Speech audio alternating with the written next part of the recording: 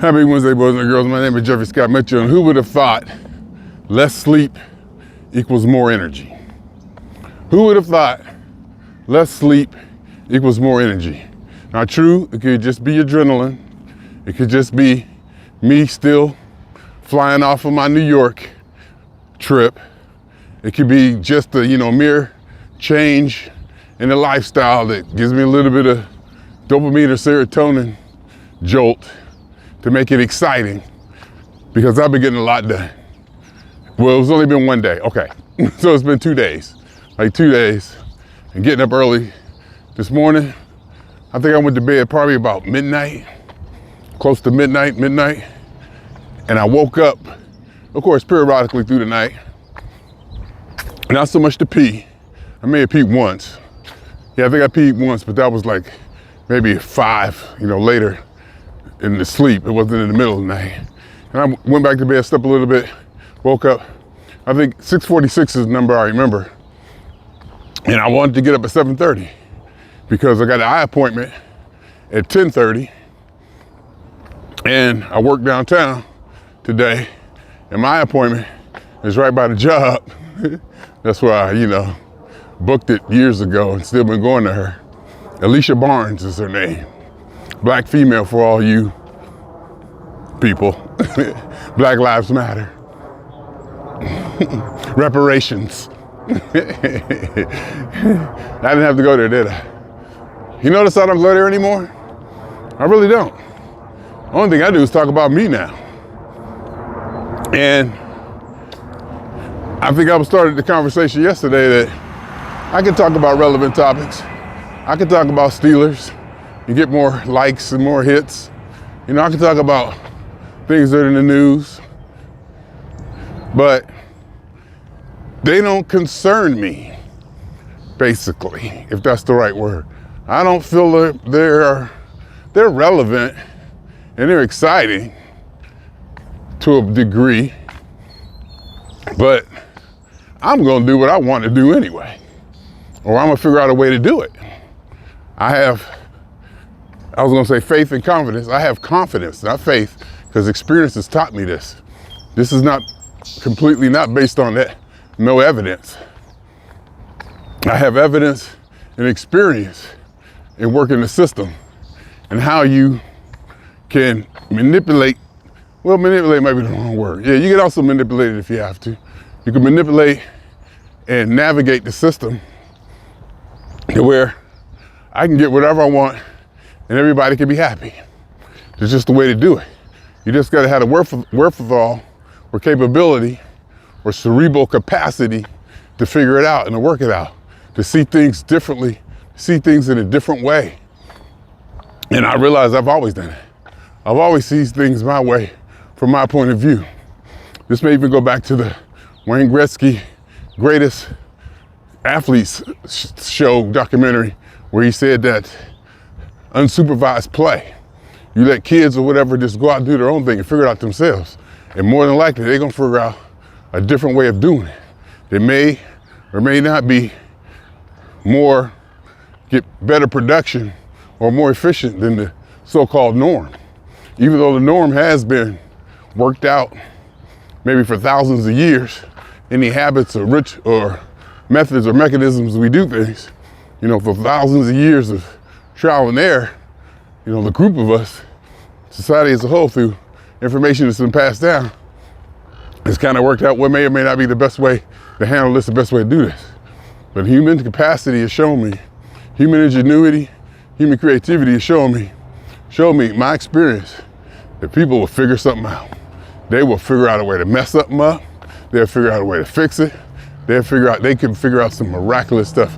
The thing I always like to say is, I've seen people who couldn't multiply themselves out of a paper bag, couldn't add, do subtraction, completely uneducated, unworldly experience, limited experience as far as the traditional education and learning and the processes of the mainstream, completely outside of that loop, have thought of and created one of the most magical things I've ever seen to get the same thing done.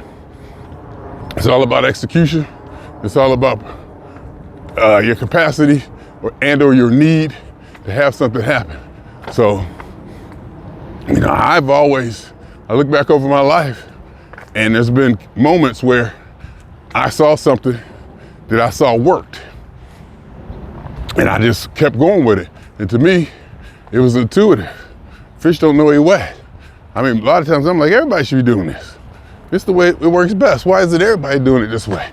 Why isn't everybody, having 6x9 speakers in the rear deck of their car so they can get that bass boom when they're riding down the street?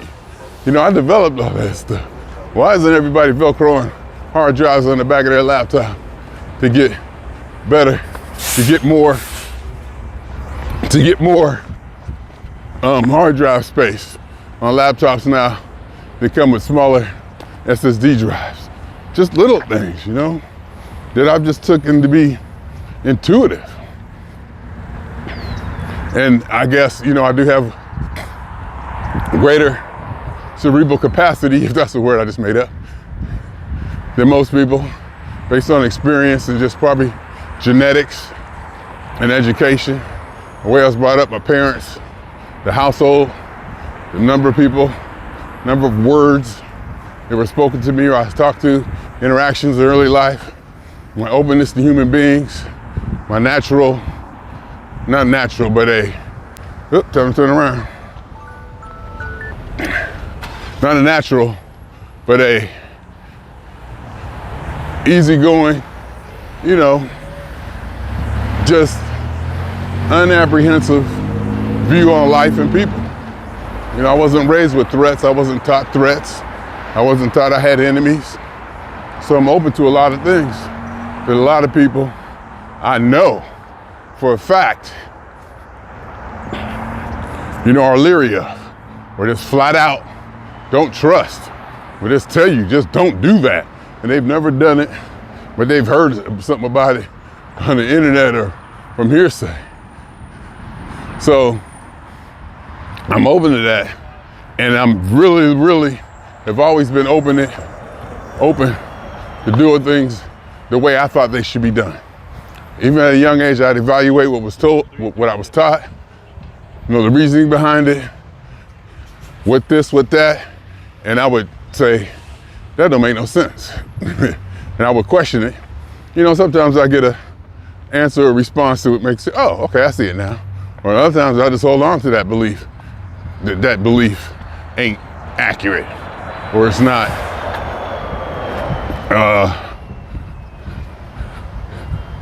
it does not correlate to my experience and what I think should be successful when doing this or doing that, or how that should be handled, or how this should be handled. So now it's,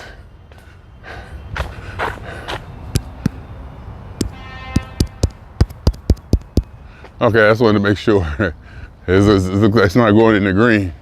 But anyway, so that's always been me.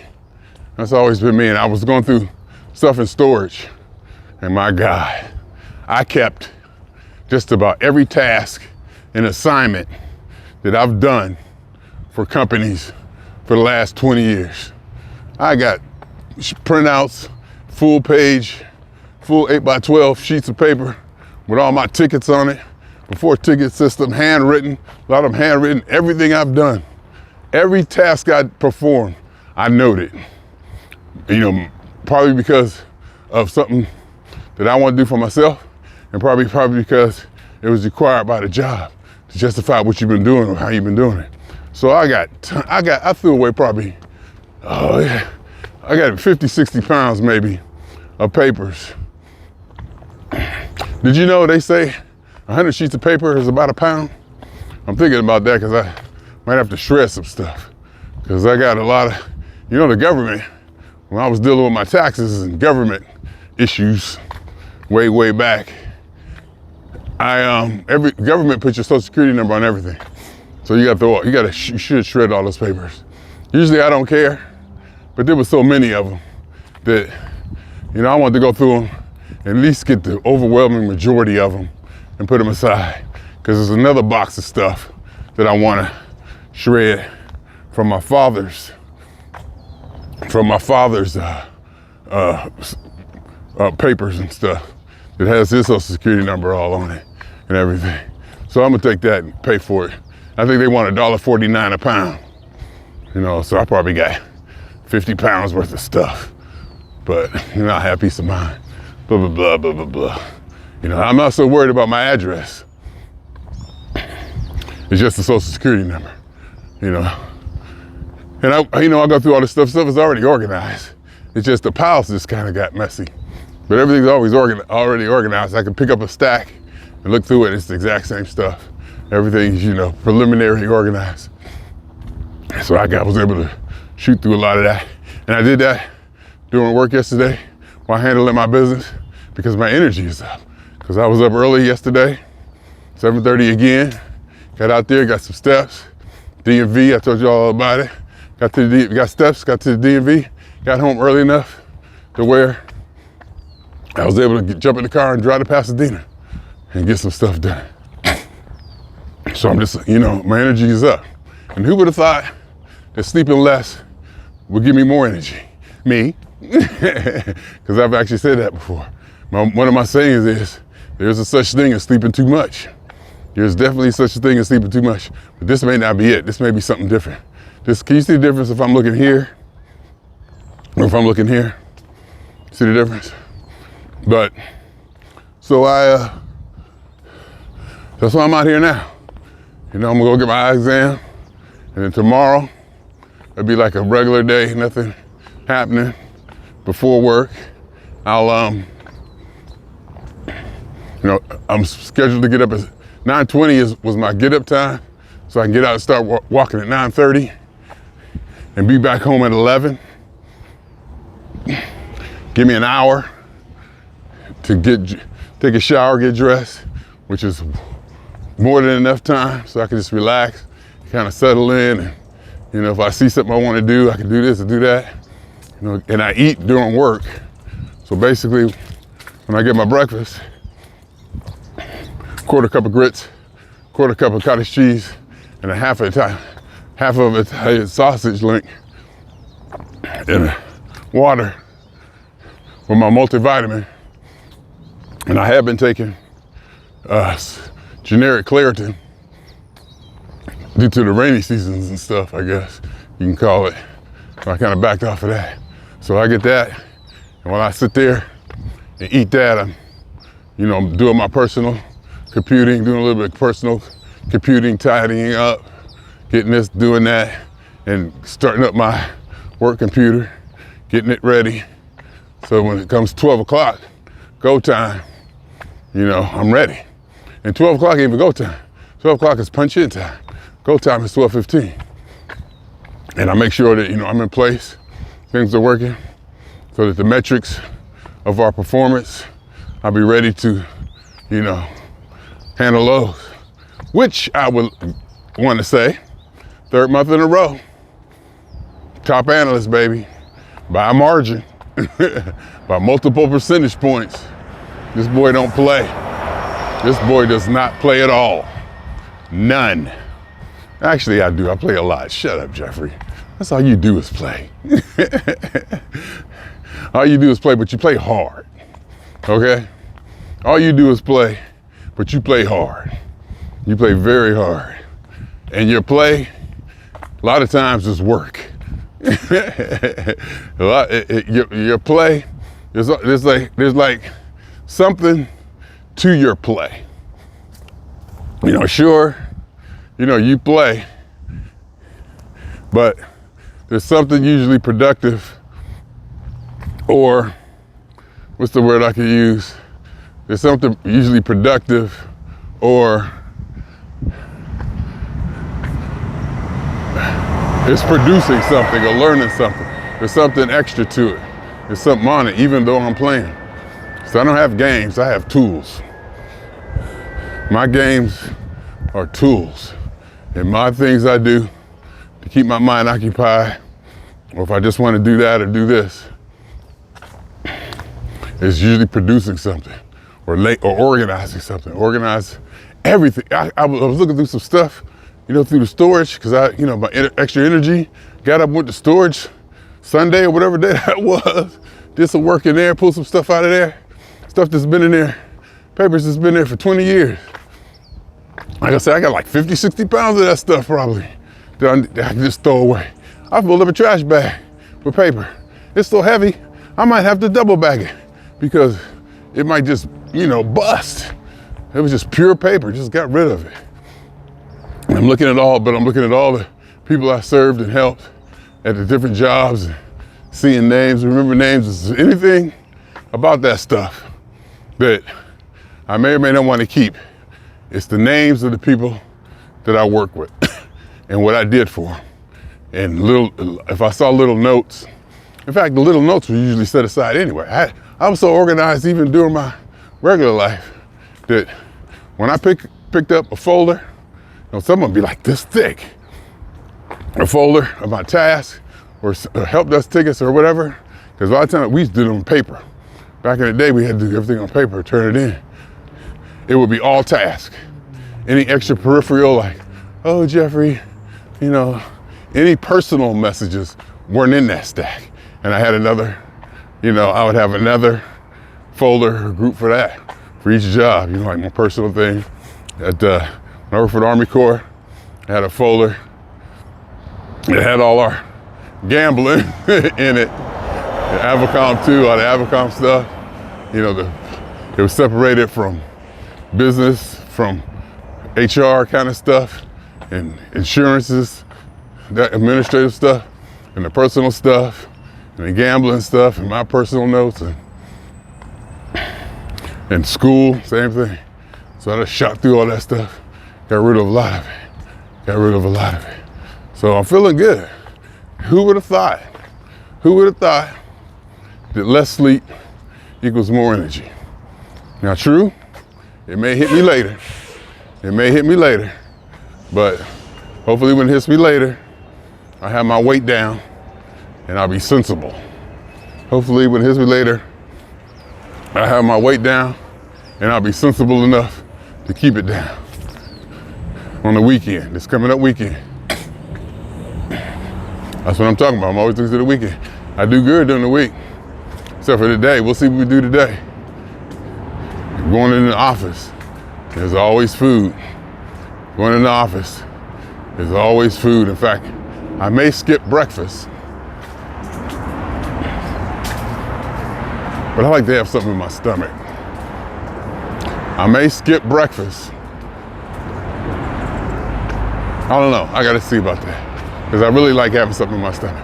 I may skip breakfast, because I know as soon as I get to work, there's gonna be something there. I think we having chicken or something. So, and when you work for one of the largest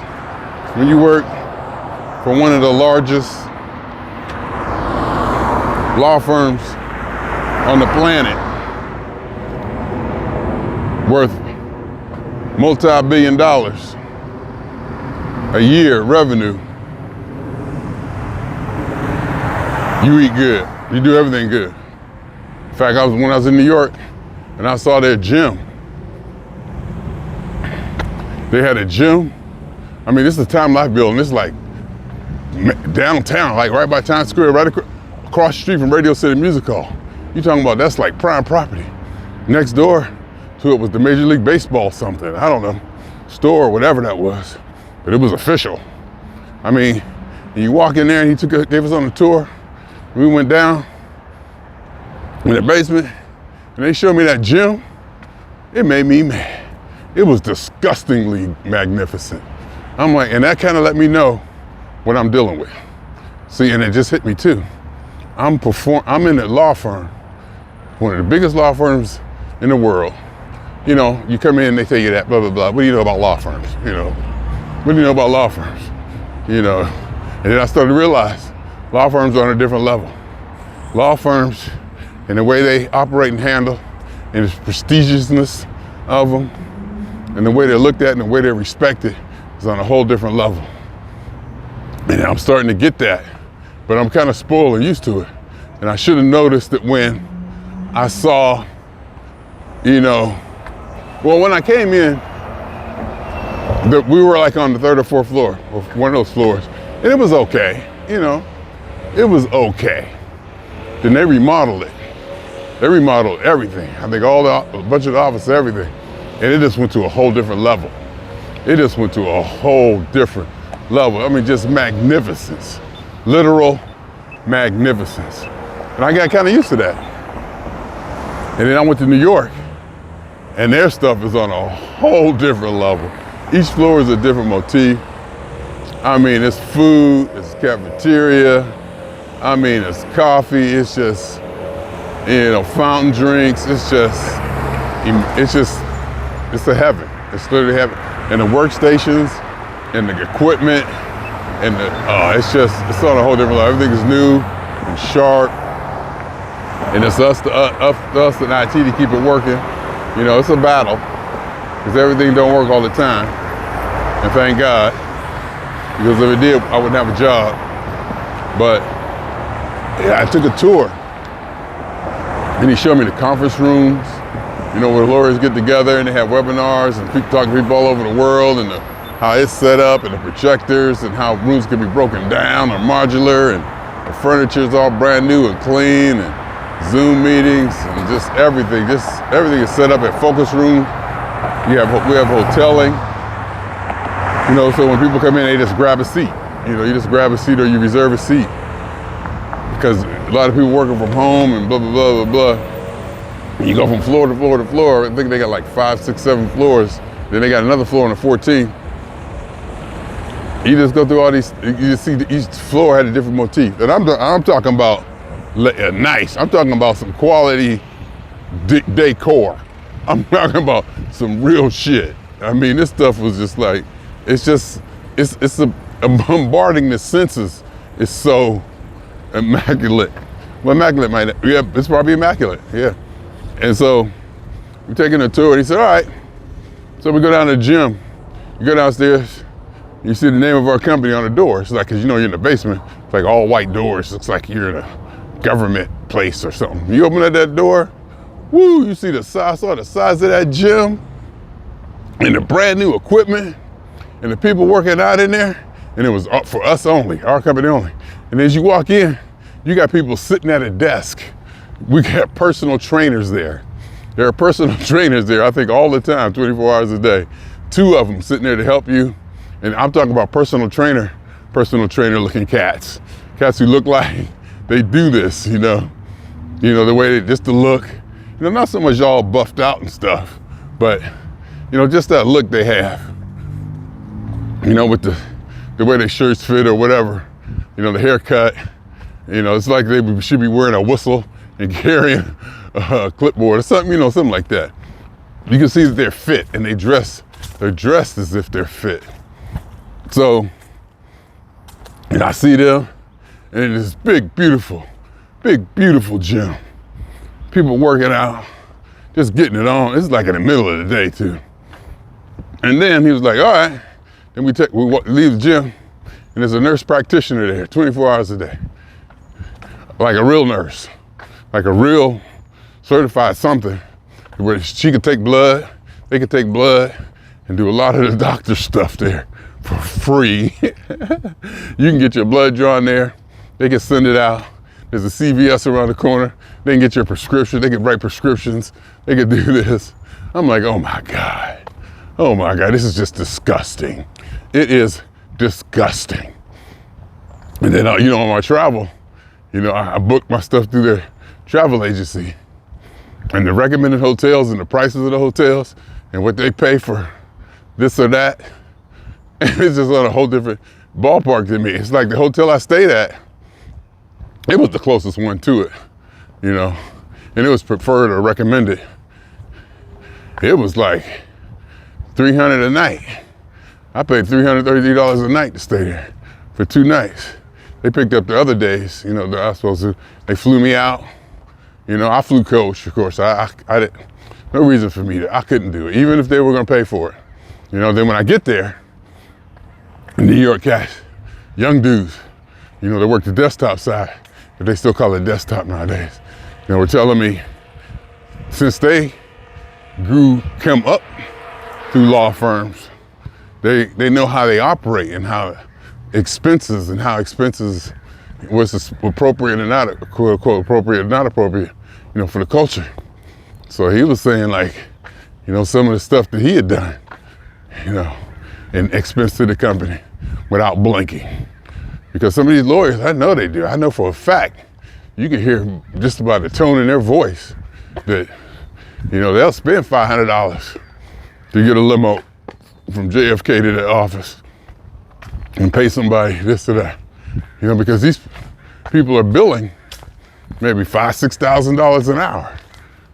So every second, of their life, if it's not billing, that's money they're not losing. They're losing. So when they call us a lot of times, they're not billing. So it's about getting them back on there and getting them going again, because they're charging these companies. I mean, like I said, this is the third or fourth, second largest law firm on the planet. We dealing with the big boys. This ain't no Larry Parker stuff.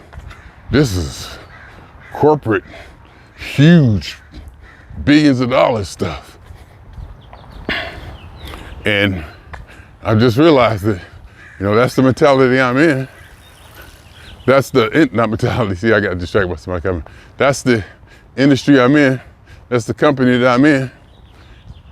And in my position, I'm top dog, I'm excelling.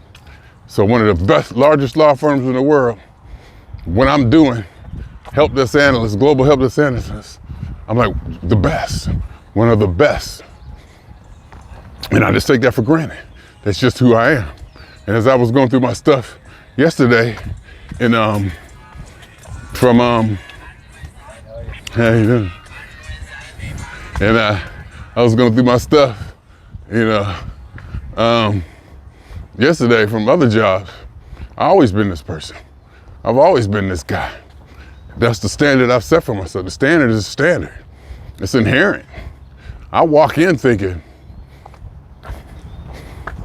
what's up? How we gonna do this? How y'all wanna do this? No, it's not that way. It's not that way. There's a little bit of competitive energy in me that is that way. But mostly it's like, come on, let's get together.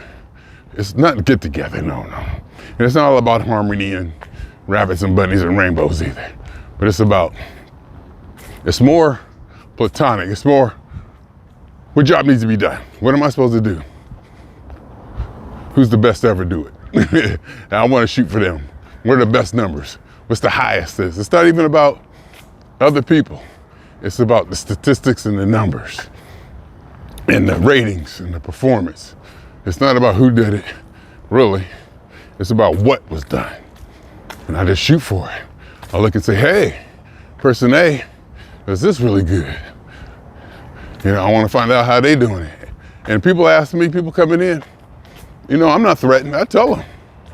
I say, hey, here's what I do. Here's how I do it. Here's the trick I do. Here's what I concentrate on. Have you got this? Have you got that? When I first came in, a dude gave me his whole OneNote. He had a OneNote of everything he had, loaned or whatever. He just gave it to me. Now, I'm not against that. I'm not against doing that. My thing is, I don't know if there's something in there that I don't want everybody to see. Because though I am disciplined, and probably more than likely, it's pretty platonic, general professional stuff in there. There may or may not be some stuff in there that no, I didn't. I can honestly say, I probably didn't. I can honestly say, more than likely, I wouldn't have put nothing like that in there. And if I did, it would be minuscule. Let's be real.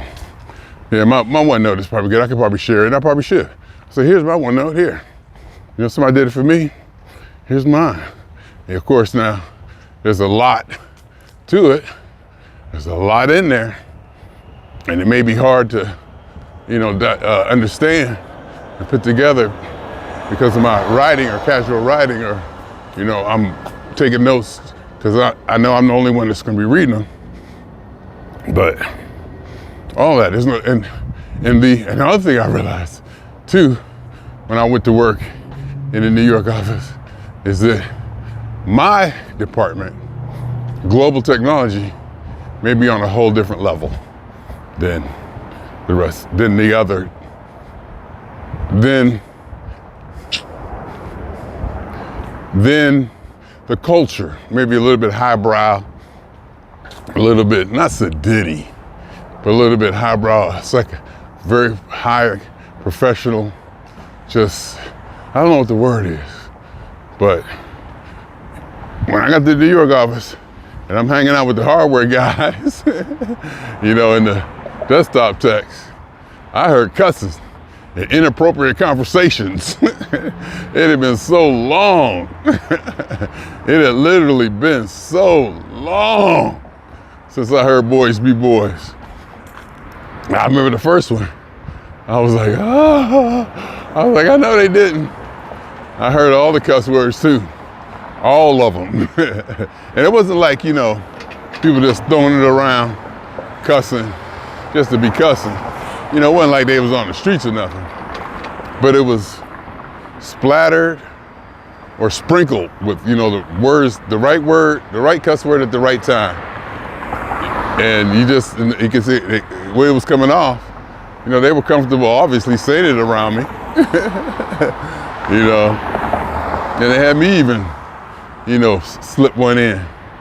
And at where I'm at now, GTSC, even when we used to go in the office every day, I told them it was 2 years being there before I heard anybody really cuss. And they might have just said damn or shit. So you know, you get a perspective of what I'm doing and where I'm at and what I'm doing, you know. And that just kind of hit me today. 3 months in a row, I'm top performer in the second biggest, largest law firm on the planet. You know, I'm respected, but I'm easygoing, I'm fun. You know, I'm respected, I'm easygoing, I'm fun, easy to get along with, but the boy don't play still, you know. I'm able to be the person I am and execute at the level that I want to, but still be approachable and fun and, you know, respected but not feared to a degree probably. Because you gotta have some kind of fear, apprehension. You just don't want people to think they can walk up on you and do or say anything. That's just Jeffery Meto. You ain't doing that. That might be Clarence Meto too. That might be my father. Keep your distance. We cool and everything, but keep your distance. And it's up to me to determine what the distance is today. I remember traveling, speaking of physical difference, I remember traveling with my boy Lamar Miles. And for some reason, he kept walking this real close to me. You know, without even noticing. I was like, man, that's my personal space. I didn't say it like that. I said, look, dude, stay 2 feet away from me at all times. I mean, that was my road dog. You know, he understood what I mean. I was like, look, man, you're not even thinking, but you like walking up all on me. I was like, stay 2 feet away from me at all times. You know, that was my boy. One of the few road dogs that I had that I would actually travel with. And it was infuriating at times. I'm just not used to doing it. And I remember 1995, 1996 Super Bowl, when I deliberately took my first trip by myself. And I had such a good time. I had such a good and free time that I never went back. I mean, I went back, had been in relationships, did things with people, you know, and it has its benefits, it has its joys, it has its, you know, exciting parts, you know, good parts, whatever. And I've traveled with other people and stuff. It's not like I haven't cut it off. But for the most part, I'm like, I'm planning most of my stuff to fly solo. I'm gonna do it just for me. It's gonna be Jeffrey getting out there, and I seem to enjoy myself more for the most part when I'm out there by myself doing what I want to do, how I want to do it. You know, just being free. I remember in the Super Bowl, Andrea called me. We was like, you know, me and her was like best friends. We was like just everything. Me and her was everything. You know, I guess friends with benefits, we put it mildly, because we was just beyond that. We were just beyond all of that. Whatever whatever, you know. And we talk about everything open, just everything. And she was talking about, she was just being a woman, you know. Oh, I want to, you know, fussing before the trip. I was like, and she got mad. She said, well, I'm not going. And hung up. I was like, okay. I thought about it, gave me a chance to think about it, you know. And I was like, oh, okay. I'm gonna go by myself. And then she called back. She said, all right. She called back. And she was like, okay. She was like, okay, I'm going now. I knew she would. I was like, nope, I'm going by myself. We was cool like that. She's like, nope, I'm going by myself. And she's like, you know, and I explained to her, I said, look, you know, I said, it's still me and you. We ever what it is. We is whatever we is. You ain't my girlfriend. Let's just keep that in mind. You ain't my girlfriend. Blah, blah. You know, we was closer than that. We was way closer than that. You know, and but we still cool, but I'm going by myself. And, you know, I said, we keep in touch, you know, we gonna talk. I ain't trying to go out there and do nothing. I mean, she knew me, you know, she knew what I was gonna try to do or not do, you know, because we openly talk about it. So she wasn't worried about, you know, that. So I went by myself and, you know, we stayed in communication just like we normally do. And she called in the mother love. She goes, you know, she gonna do something. You know, she gonna try to do something. So she called in the mother love and got on the radio talking about how her boyfriend, or quote unquote, you know, for the sake of the conversation, she allowed me to be her boyfriend. And, you know, her boyfriend went to the Super Bowl and left her behind. You know, mother love was like, you know, they kind of did that. And she sent me the, you know, audio recording. That was cool. It was cool. You know, that's how close it was. But that's when I first realized, hell, I can do this myself. You know, the feeling I had traveling or being out there or doing it myself. I was like, ooh. Okay. And ever since then, you know, I haven't been apprehensive. I don't want to say afraid of traveling by myself. That's what I do. I don't know why I went down that street, but my name is Jeffrey. My name is Jeffery Scott Mitchell. Jeffery Scott Mitchell the first. Jeffery Scott Mitchell the first. There's a second. There's an Austin Jeffrey Mitchell. And from what I hear, there's gonna be a Prince Jeffrey Mitchell. I'll tell you, that boy, I think boys are made,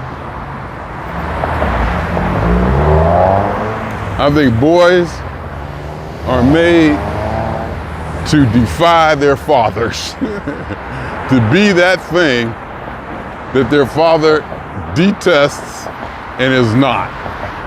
I think that's where they find their niche. Because I know I kind of did it, and I know my son is doing it. Even though we have a lot of the same characteristics, there's some basic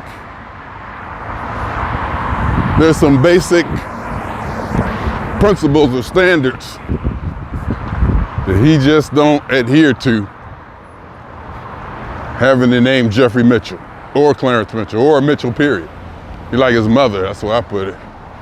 He like his mother. But anyway, swinging on y'all 2 times. For me, for the phone. For me, for the phone. For every elementary particle that has ever existed in any atom in this or any universe that ever was, as it will be, a totality of it all, a theory of universe, hypothesis of all is one. That's when I was going through my stuff yesterday. I even went back to where I got the information stuff, when I started making my first web pages and screenshots of my first web pages. And this side, a lot of the ideas that I still talk about now started way back then. Literally, some of the stuff about self and happiness started in the early 90s. So I've been talking about this stuff for 30 years. Anyhow, my name is Jeffrey.